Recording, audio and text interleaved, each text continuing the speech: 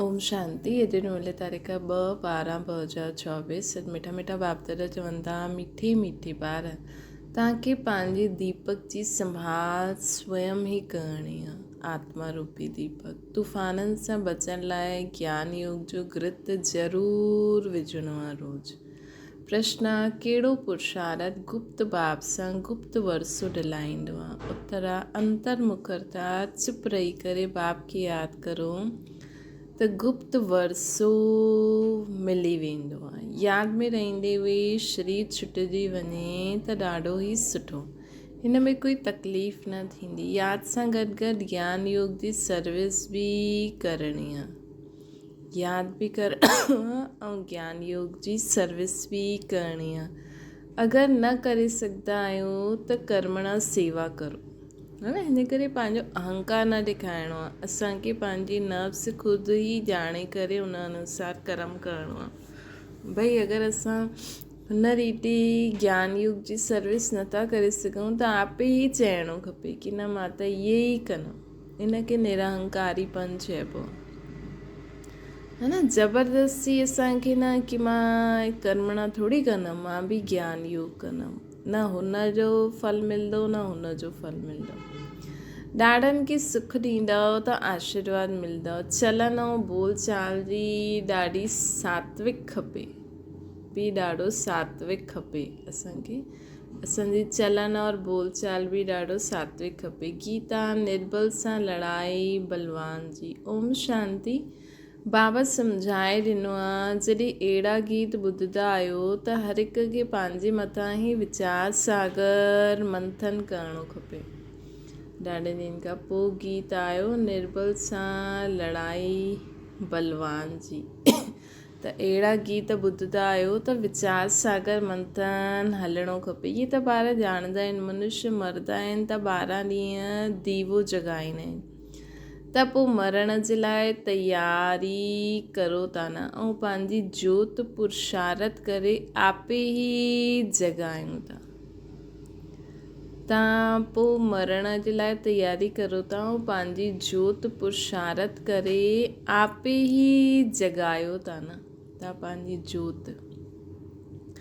ज्ञान योग जो घृत विझी करे जोति जॻे थी न। पुरुषार्थ बि माला में अचण वारा ई कंदा। प्रजा हिन माला में न ईंदी। पुरुषार्थ करिणो खपे। असां विजय माला में पहिरों अचूं। काथे माया बिल्ली तूफ़ान लॻाए करे विक्रम न ठाहे ॾे जो दीवो बुझी वञे।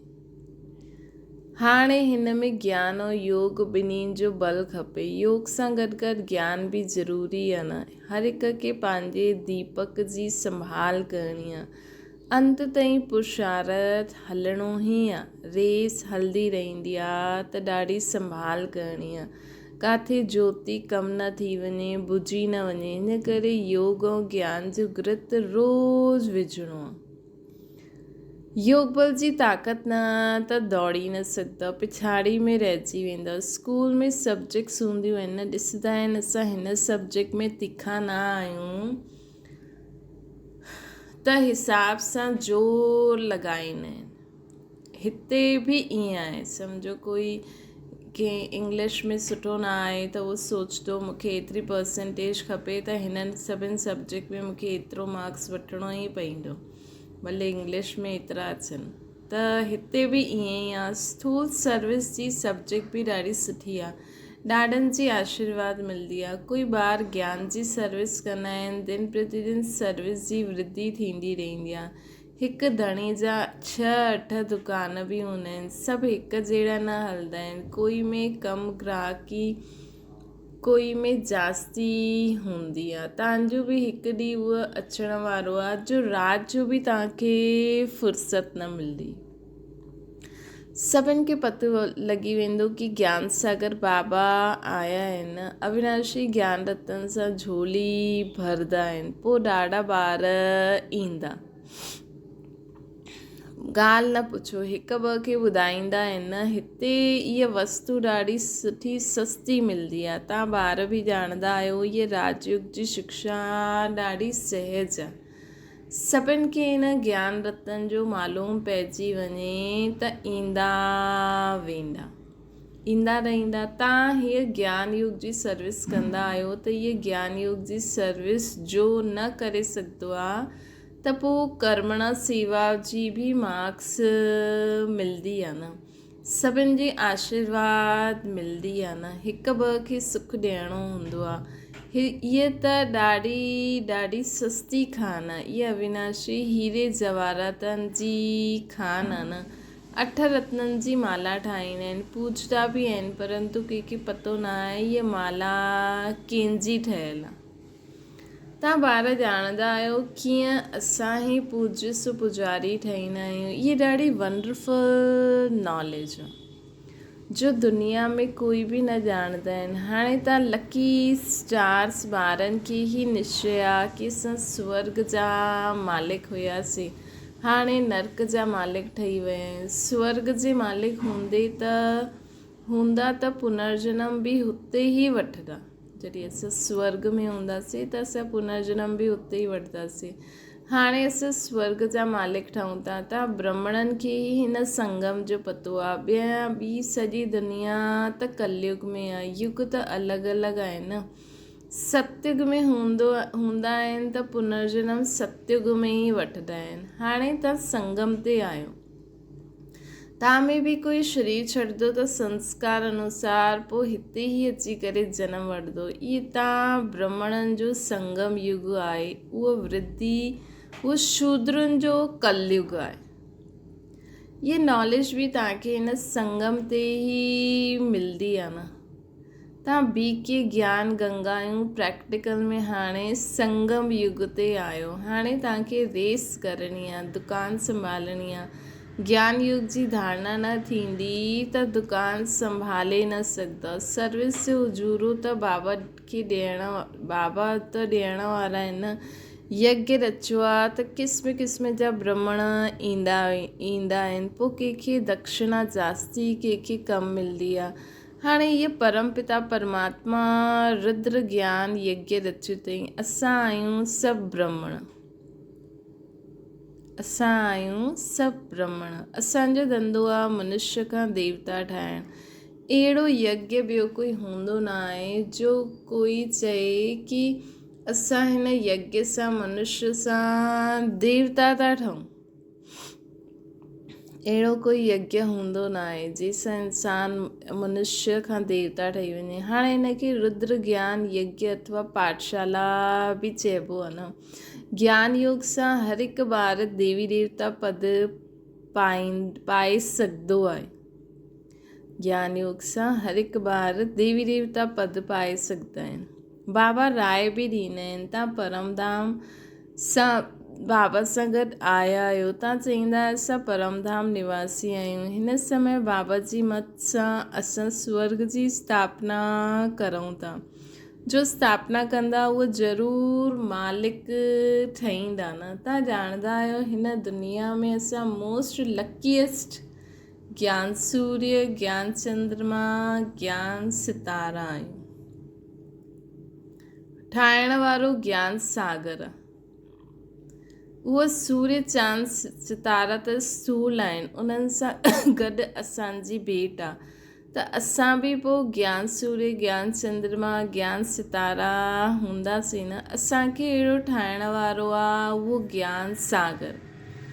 त ज्ञान सूर्य शिव बाबा, पोइ ब्रह्मा मां।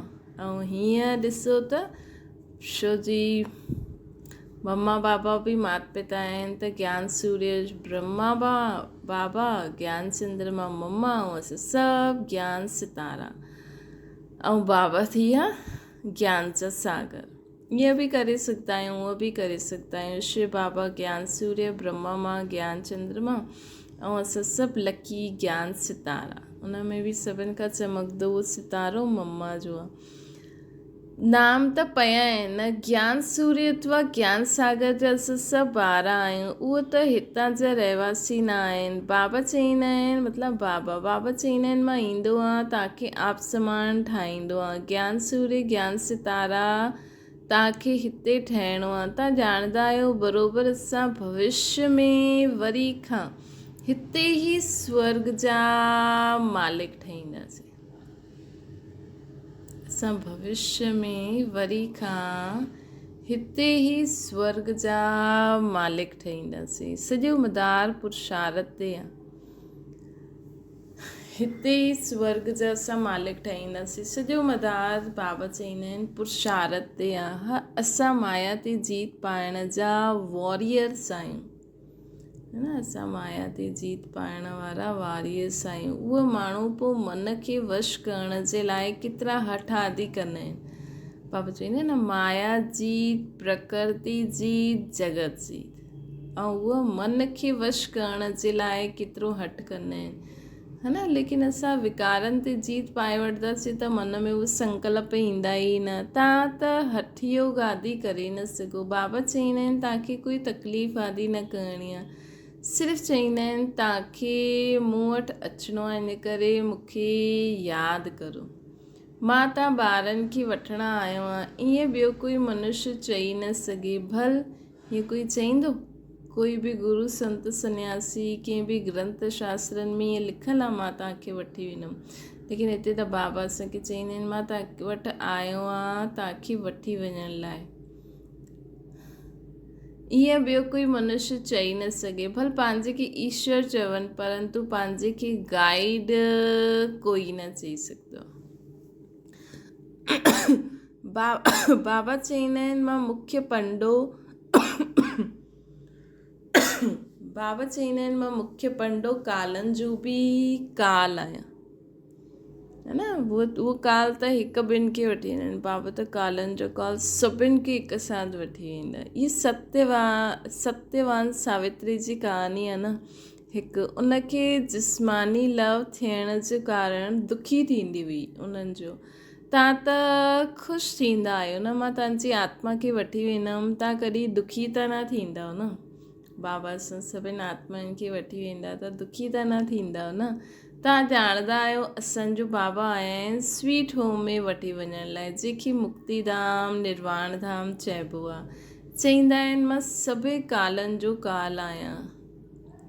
उहो त हिकु आत्मा खे वठी वेंदा आहिनि। मां त केतिरो वॾो काल आहियां। 5000 वर्ष पहिरियों बि गाइड ठही सभिनि खे ई वठी वियो हुयो। बाबा कालनि जो काल सभिनि खे हिकु साथ वठी वेंदा। साजन सजननि खे वापसि वठी वेंदा आहिनि त उन्हनि खे यादि करणु पए न। हाणे शिव साजन थी विया। तव्हां ॼाणंदा आहियो हाणे असां पढ़ूं था, पोइ हिते ईंदासीं। पहिरियों स्वीट होम वेंदासीं, पोइ हेठि ईंदासीं। तव्हां ॿार स्वर्ग जा सितारा ठहिरियो न। अॻियां नर्क जा सितारा हुया। सितारा ॿारनि खे चइबो आहे लकी सितारा, नंबरवार पुरुषार्थ अनुसार। तव्हांखे ॾाढी जी मिल्कियत मिलंदी आहे। खान ॾाढी ज़बरदस्त ऐं हीअ हिकु ई खान हिकु ई बार निकिरंदी आहे, है न। इहे हिकु ई खान हिकु ई बार निकिरंदी आहे। उहो खानियूं त ॾाढियूं थींदियूं आहिनि, निकिरंदी रहंदियूं आहिनि। कोई वेही ढूंढे त ॾाढियूं आहिनि। हीअ त हिकु ई बार हिकु ई खान मिलंदी आहे अविनाशी ज्ञान रत्ननि जी। उहो बि कंहिंखे ॿुधायूं इहे खान आहे त बि उन्हनि खे सम्झ में न ईंदो। मतिलबु एॾी गुप्त खान आहे कि माण्हुनि खे असां खुलेआम ॿुधायूं था इहे खान आहे त बि माण्हुनि खे सम्झ में नथो अचे। उहो किताब त ॾाढी आहे, परंतु उन्हनि खे रतन न चईंदासीं। इहा आहे ज्ञान रत्ननि जी खान। दुनिया में किताबियूं त ॾाढियूं आहिनि जंहिंमें ॾाढो कुझु ज्ञान बि मिलंदो आहे, लेकिन उन्हनि खे रतन न चईंदासीं। बाबा खे ज्ञान सागर चइबो आहे। अविनाशी ज्ञान रत्ननि जी निराकारी खान। अविनाशी ज्ञान रत्ननि जी निराकारी खान आहे बाबा। केॾो ऊच असांखे ज्ञान ॾींदा आहिनि। निराकारी खान असां निराकार आत्माउनि खे केॾो ऊच ज्ञान ॾींदा आहिनि। बाबा चईंदा आहिनि इहे त हिकु ई बार हिकु ई खान मिलंदी आहे अविनाशी ज्ञान रतन जी। उहे किताबियूं त ॾाढियूं आहिनि, परंतु उन्हनि खे रतन न चईंदासीं।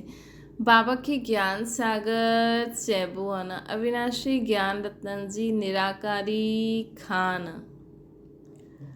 हिन रत्ननि में असां झोलियूं भरंदा रहंदा आहियूं, हिन रत्ननि सां असां बुद्धि रूपी झोली भरंदा रहंदा आहियूं। तव्हां ॿारनि खे ख़ुशी थियणी खपे, हर हिक खे फ़ख़ुरु बि हूंदो आहे। दुकान ते धंधो जास्ती थींदो आहे त नामाचार बि थींदो आहे। हिते प्रजा बि ठहे थी त वारिस बि ठहनि था।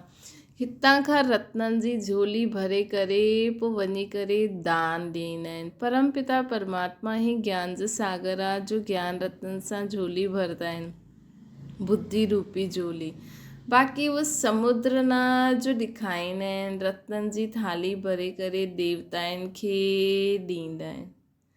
हुन सागर सां रत्न न मिलंदा आहिनि, हीअं जो दुनिया में कहानी ॾेखारी अथनि, इहे त ज्ञान रत्ननि जी ॻाल्हि आहे। असल में ज्ञान सागर सां रत्न मिलंदा आहिनि न, त माण्हू सम्झी वरितो आहे कि पाणी जे सागर सां उहे रत्न निकिरंदा आहिनि। बाबा चवंदा आहिनि कि हुन सागर सां रत्न न मिलंदा आहिनि, इहे ज्ञान रत्ननि जी ॻाल्हि आहे। ड्रामा अनुसार पोइ तव्हांखे रत्ननि जी खानियूं मिलंदियूं ई सही।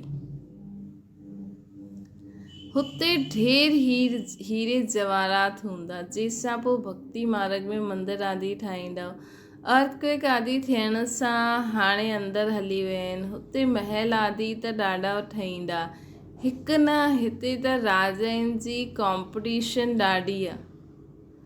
हुते महल आदि ॾाढा ठहींदा, हिकु न ठहींदो। हिते बि राजाउनि जी कॉम्पिटिशन थींदी आहे ॾाढी। तव्हां ॿार ॼाणंदा आहियो, हू बहू कल्प पहिरियों जहिड़ो मकान ठाहियो हुयो ओड़ो ई ठहींदो असांजो मकान। हुते त ॾाढो सहज मकान आदि ठहींदा। साइंस ॾाढो कमु ईंदी, परंतु हुते साइंस अक्षर न हूंदो।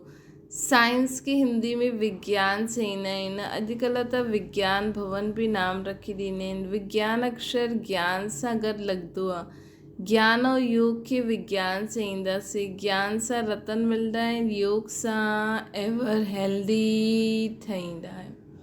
त ज्ञान ऐं योग जी नॉलेज, जंहिंसां पोइ वैकुंठ जा वॾा वॾा भवन ठहींदा। ज्ञान ऐं योग जी नॉलेज, जंहिंसां भविष्य में वॾा वॾा भवन ठहींदा। असां हाणे हिन सॼी नॉलेज खे ॼाणंदा आहियूं। तव्हां ॼाणंदा असां भारत खे स्वर्ग था ठाहियूं। असां बाप जी मदद सां हिन भारत खे स्वर्ग था ठाहियूं। तव्हांखे हिन देह सां कोई बि ममत्व न रखिणो आहे। असां आत्मा इहो शरीर छॾे करे स्वर्ग में वञी करे नयो शरीर वठंदासीं। हुते बि सम्झंदा आहिनि हिकु पुराणो शरीर छॾे ॿियो नयो वठिणो आहे। हुते कोई दुख व शोक आदि न हूंदो आहे। नयो शरीर वठी वरितो त सुठो न। असांखे बाबा अहिड़ो ठाहिनि था जीअं कल्प पहिरियों बि ठहिया हुयासीं। असां मनुष्य खां देवता ठहूं था न। बराबरि कल्प पहिरियों बि अनेक धर्म हुया। गीता में कोई इहे न आहे, ॻायल बि आहे न, आदि सनातन देवी देवता धर्म जी स्थापना ब्रह्मा द्वारा। अनेक धर्मनि जो विनाश कीअं थींदो आहे सो त तव्हां सम्झाए सघंदा आहियो। हाणे स्थापना थिए थी न, बाबा आया ई तॾहिं आहिनि, बाबा ईंदा ई तॾहिं आहिनि जॾहिं देवी देवता धर्म प्रायलोप थी वेंदो आहे। तॾहिं बाबा मथां खां हेठि ईंदा आहिनि। पोइ अनेक धर्मनि जो विनाश कराए हिकु सत धर्म जी स्थापना कराईंदा आहिनि ब्रह्मा द्वारा। पोइ परंपरा बाबा चवनि था कि मां ईंदो ई तॾहिं आहे जॾहिं लोप थी वेंदो आहे। पोइ परंपरा खां कीअं हली आयो, इहे ॾाढी सहज ॻाल्हियूं आहिनि। विनाश कंहिंजो थियो? अनेक धर्मनि जो विनाश। त हाणे अनेक धर्म आहिनि। हिन समय अंत आहे। सॼो ज्ञान बुद्धि में रहणो खपे। ईअं त न शिव बाबा ई सम्झाईंदा, छा इहे बाबा कुझु न बतलाईंदा आहिनि। ब्रह्मा बाबा इन्हनि जो बि पाठ आहे। श्रीमत ब्रह्मा जी बि ॻायल आहे। श्री कृष्ण जे लाइ त श्रीमत न चईंदासीं। हुते त सभु श्री आहिनि, उन्हनि खे मत जी दरकार न आहे। हिते ब्रह्मा जी बि मत मिलंदी आहे। हुते यथा राजा रानी तथा प्रजा। यथा राजा रानी तथा प्रजा सभी जी श्रेष्ठ मत हूंदी, सभिनि जी श्रेष्ठ मत हूंदी। ज़रूरु कंहिं ॾिनी हूंदी न। देवता आहिनि जीअं देवता आहिनि श्रीमत वारा, श्रीमत सां ई स्वर्ग ठहींदो आहे, आसरी मत सां नर्क ठहींदो आहे। श्रीमत शिव बाबा जी आहे। इहे सभु ॻाल्हियूं सहज सम्झण जी आहिनि। शिव बाबा जी इहे सभु दुकानियूं आहिनि, जो सेंटर्स आहे न उहे सभु शिव बाबा जी दुकानियूं आहिनि। इन करे कॾहिं बि मुंहिंजो सेंटर न चइणो खपे। ये सभु शिव बाबा जी दुकानियूं आहिनि। असां ॿार हलाइण वारा आहियूं, जो सुठा दुकान हलाईंदा आहिनि, उन्हनि जो नाम ॾाढो थींदो आहे। हूबहू जीअं दुकानदारी में थींदो आहे न, परंतु ये वापारु कोई विरलो ई करे। वापार त सभिनि खे करिणो आहे। नंढा ॿार बि ज्ञान युग जो वापारु करे सघंदा आहिनि। शांतीधाम सुखधाम बसि बुद्धि में ये यादि रखिणो आहे। बाबा चवनि था कि हाणे असां केरु आहियूं? बाबा जो दुकान संभालण वारा, है न। वापारु कोई विरलो ई करे सघे, लेकिन ये वापारु त सभिनि खे करिणो आहे। नंढा ॿारनि खे बि ज्ञान योग जो वापारु उहो बि करे सघंदा आहिनि, है न। नंढे ॿारनि खे बि असां सिखाए सघंदा आहियूं। शांतीधाम सुखधाम बसि बुद्धि में उन्हनि खे यादि करिणो आहे। उहो माण्हू राम राम चईंदा आहिनि। हिते चुप थी करे यादि करिणो आहे, चइणो कुझु न आहे। शिवपुरी विष्णुपुरी ॾाढी सहज ॻाल्हि आहे। बाबा चवनि था शिवपुरी विष्णुपुरी ॾाढी सहज ॻाल्हि आहे। त हिते असांखे कुझु जाप न जपणो आहे, यादि करिणो आहे। शिवपुरी निराकारी दुनिया, विष्णुपुरी स्वर्ग खे यादि करिणो आहे। स्वीट होम स्वीट राजधानी यादि आहे न, उहो ॾींदा आहिनि स्थूल मंत्र। इहो आहे सूक्ष्म मंत्र, अति सूक्ष्म यादि आहे। सिर्फ़ु हीअ हिन यादि करण सां असां स्वर्ग जा मालिक ठही वेंदासीं। जपणो कुझु न आहे, सिर्फ़ु यादि करिणो आहे। आवाज़ कुझु न करिणो पवंदो आहे।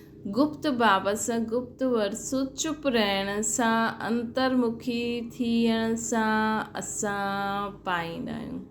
गुप्त बाब सां गुप्त वरसो असां चुप थी करे, अंतर्मुखी थी करे पाईंदा आहियूं।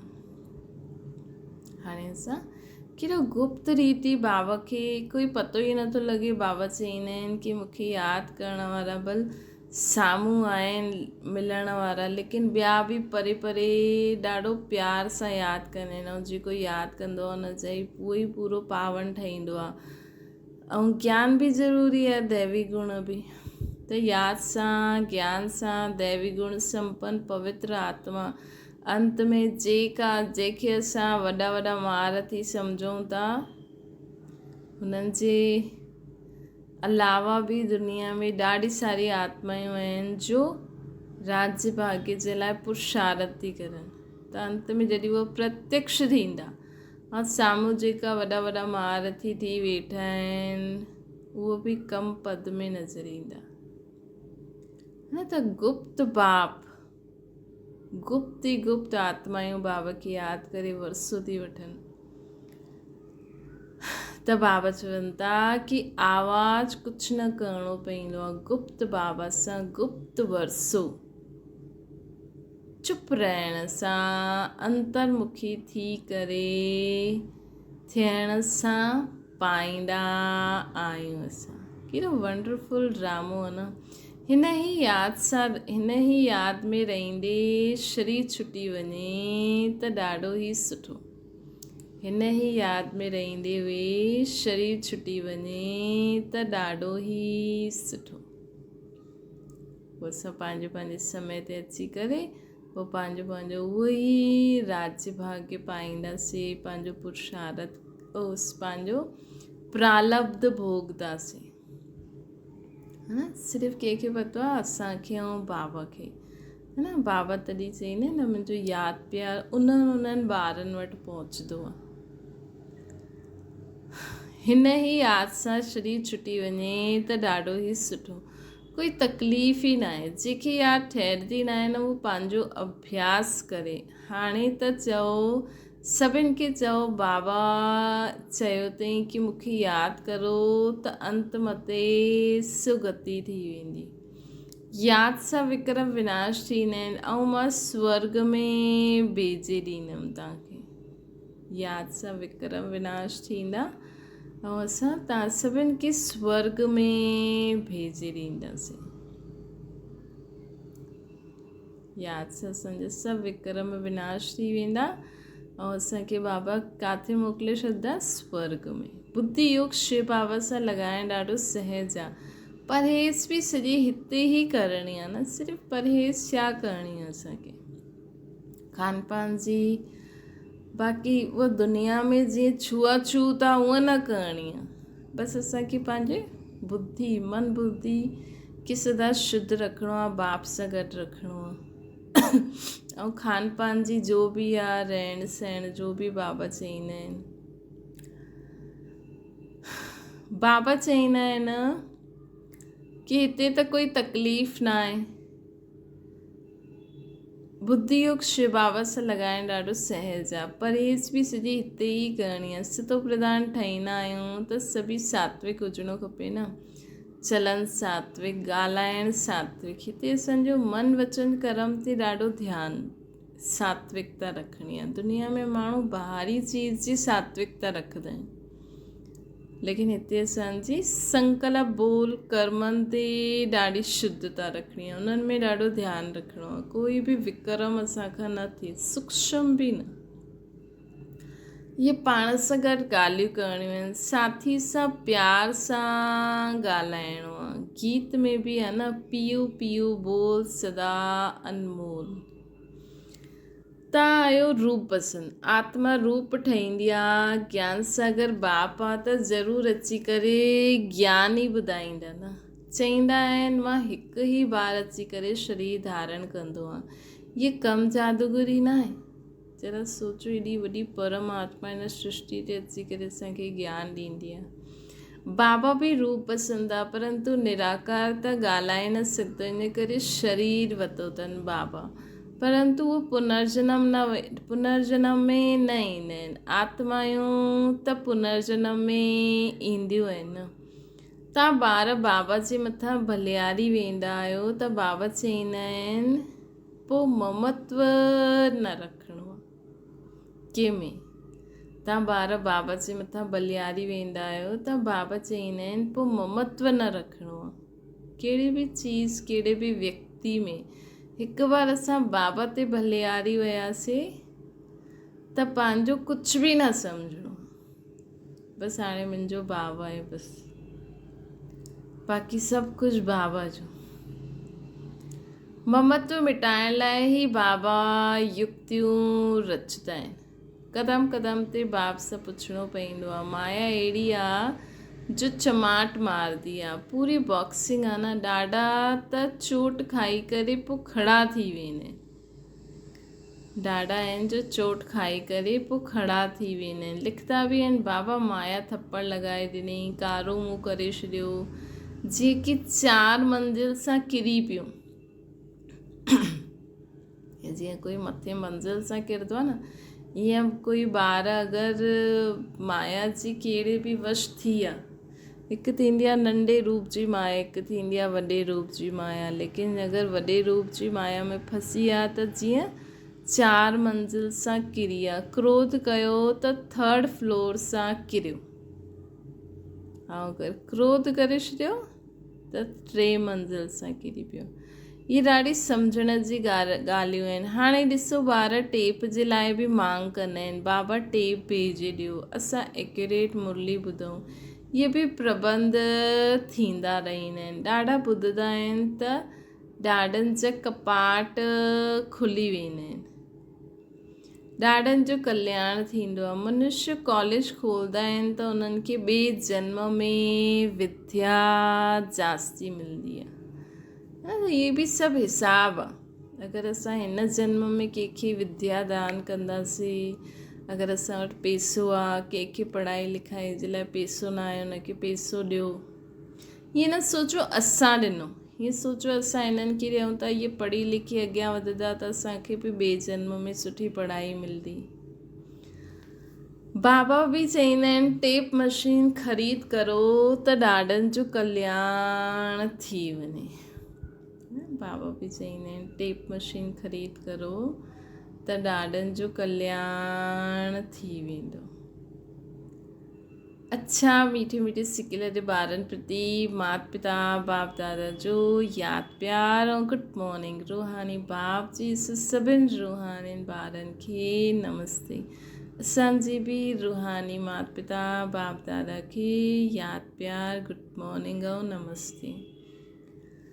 ध्यान जे लाइ मुख्य सारा सितो प्रधान ठहिण लाइ ॾाढी परहेज़ सां हलणो आहे। पंहिंजो खान पान बोल चाल सभु सात्विक रखिणो आहे। बाबा समान रूप पसंदि थियणो आहे, मतिलबु ज्ञान बि हुजे ऐं उहा असां में धारणा बि हुजणी खपे। ज्ञान बि हुजणो खपे ऐं उहा धारणा बि हुजणी खपे। त सभु प्रकार सां असांखे बाप समान ठहिणो आहे। शक्तियुनि में बि धारणा, शक्तियुनि जी बि धारणा, गुणनि जी बि धारणा। ॿियो आहे अविनाशी ज्ञान रत्न जी निराकारी खान सां पंहिंजी झोली भरे करे अपार ख़ुशी में रहणो आहे। ज्ञान रत्न जी निराकारी खान सां पंहिंजी झोली भरे करे अपार ख़ुशियुनि में रहणो आहे। ऐं ॿियनि खे बि हिन रत्ननि जो दान ॾियणो आहे। ॿियनि खे बि हिन रत्ननि जो दान ॾियणो आहे। वरदाना नष्ट मोह ठही दुख अशांति जे नाम निशान खे समाप्त करण वारा स्मृति स्वरूप ठहो। जो सदा हिक जी स्मृति में रहंदा आहिनि न उन्हनि जी स्थिति हिकु रस थी वेंदी आहे। जो सदा हिक जी स्मृति में रहंदा आहिनि हुननि जी स्थिति हिकु रस थी वेंदी आहे। हिकु रस स्थिति जो अर्थ आहे हिक द्वारा सर्व संबंध सर्व प्राप्तियूं जे रस जो अनुभव करणु। जो बाप खे सर्व संबंध सां पंहिंजो ठाहे करे स्मृति स्वरूप रहंदा आहिनि उहे सहज ई नष्ट मोह थी वेंदा आहिनि। सभिनि सां मोह कढण जो तरीक़ो छा आहे कि हिकु बाप सां सर्व संबंधनि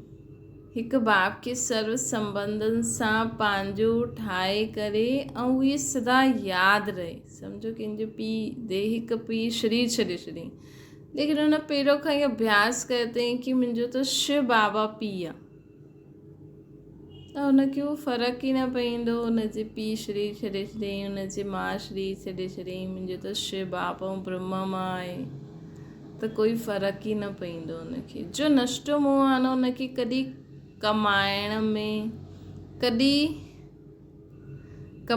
में धन संभालण में कंहिंजे बीमार थियण में दुख जी लहर न ईंदी। जो नष्ट मोह हूंदो आहे हुनखे कॾहिं बि सम्झो कमाइण में घटि पैसो थी वियो है न, या सम्झो सेंटर ते ई अगरि एॾो नथो अचे असांखे, या दुनिया में माण्हू जॾहिं धन संभालण में या कंहिंजे बि बीमार थियण सां शरीर छॾण सां कंहिं बि ॻाल्हि जो दुनिया में माण्हुनि खे दुख थींदो आहे, मतिलबु उन्हनि जो उन चीज़ में मोह आहे। ऐं अगरि असांजो सर्व संबंधी बाबा आहे, बाबा सां ई सर्व प्राप्तियूं आहिनि, त असां वटि स्थूल धन आहे न आहे, लेकिन असां वटि ज्ञान धन त आहे। असां वटि दैहिक संबंधी न आहिनि, लेकिन बाबा संबंधी त आहे, है न। असां वटि बाबा डॉक्टर आहे, है न। त कहिड़े बि प्रकार जो दुख जी लहर उनखे न ईंदी। कंहिं चयो छा चयो कोई फ़र्क़ु न पवंदो आहे। उहो सदा पंहिंजे सुमान में बि रहंदो आहे। कल्ह बि बाबा चई न, पंहिंजे सुमान में स्थित रहो त तव्हांखे कॾहिं बि कोई ॻाल्हि जो फील न थींदो, है न। सदा पंहिंजे कंहिं न कंहिं सुमान में खे बुद्धि में रखो त कोई तव्हांजी केतिरी बि इंसल्ट कंदो न, तव्हांखे उहो शब्द न लॻंदा। नष्ट मोह अर्थात दुख अशांति जो नाम निशान न रहे। नष्ट मोह अर्थात दुख अशांति जो नाम निशान न रहे। सदा बेफिक्र, सदा ही बेफिक्र रहण वारा ही सदा सुख शांति संपन्न हूंदा, सदा नष्ट मोह हूंदा। स्लोगन आहे क्षमाशील उहा आहे जो रहमदिल ठही सर्व खे दुआयूं ॾींदो रहे, है न। हिन समय ॾाढो ज़रूरी आहे माण्हुनि खे क्षमा करो, दया करो, रहम करो, है न। इंसान हिक ॿिए खे क्षमा नथो करे सघे, चए थो हिन अहिड़ी ग़लती कई, लेकिन हुन कई या त असांजो हिसाब किताब हूंदो, या हुन में एतिरी सम्झ न आहे, या कहिड़ी बि ॻाल्हि हूंदी, लेकिन असां त हुनखे क्षमा करे सघंदा आहियूं न। अगरि असां बि हुनखे क्षमा न करे सघंदासीं त पोइ कीअं हलंदो जीवन, है न। अॼु हिकु ॿारु ग़लती करे थो त माउ पीउ खे क्षमा करिणो ई पवंदो। ईअं ई अगरि कोई वॾो बि ग़लती करे थो त सोचो इहो बि नंढो ॿारु आहे हुन समय, त हुनखे क्षमा करे सघंदा आहियो न। क्षमाशील उहा जो रहमदिल ठही सर्व खे दुआयूं ॾींदो रहे। त असांखे सर्व खे दुआयूं ॾींदा रहंदा न त ऑटोमेटिकली क्षमा करे सघंदा। मतिलबु कोई ग़लती कई, सम्झो की तव्हां ते गुस्सो कयो, तव्हां हुनजे लाइ दुआ करो कि ये शांत आत्मा आहे, त ऑटोमेटिकली क्षमा करे ई सघंदा, है न। त क्षमाशील केरु आहे? जो रहमदिल ठही सर्व खे दुआयूं ॾींदो रहे, उहो ई क्षमाशील ठही सघंदो आहे। त अॼु असांखे इहे सभु पुरुषार्थ करिणो आहे। नष्टो मोह, क्षमाशील, खान पान जो परहेज़ करिणो आहे, ख़ुदि जी बुद्धि रूपी झोली भरे करे सभिनि जी भरणी आहे, है न। ख़ुदि जी बुद्धि रूपी झोली भरे करे सभिनि खे ज्ञान रतन जो दान करिणो जो बाबा अॼु चई। त ईअं मुरली मां ॾाढी सारी पॉइंट्स कढी, हर घंटे कोई न कोई पॉइंट्स जो वीचार सां अगरि मंथन कंदा रहो त सॼो ॾींहुं बाबा जी ज्ञान रतन सां खेते परम धाम में पहुची वेंदासीं, पोइ पंहिंजी सत्युगी दुनिया में अची वेंदासीं। अच्छा, ओम शांति। बाबा खे यादि करो।